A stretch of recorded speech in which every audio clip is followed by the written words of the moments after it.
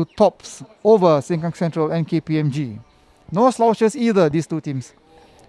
So, looking at the start line, I think the starter is trying to get the boats aligned. The winds have picked up, mind you.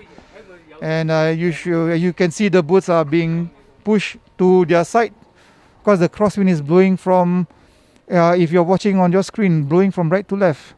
And if you're inside the boat, it's blowing from your left to the right.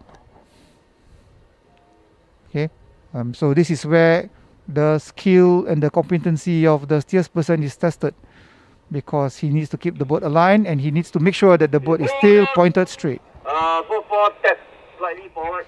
Boat 4.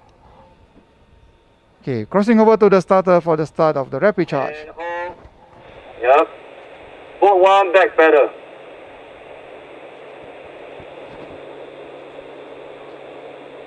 And hold. Stand by. Are you ready? Attention! Here we go, repechage.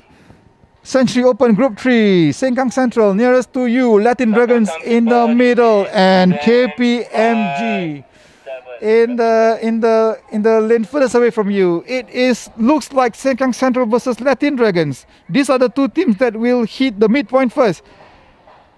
Latin just slightly ahead of Sengkang Central. Will history repeat itself again with another close finish unless one of these teams pushes away now? And it looks like it's Latin Dragons who is pulling away. Should they be able to hold this? They should win this and qualify. And yes, they did. Good run by the Latin Dragons to win this repechage. And right on their heels was Sengkang Central, not that far away. But Latin Dragons has done enough to seal this win and book their place in the semi-final, where they will meet Henderson Dawson, PLK Paddlers, in semi-final 2.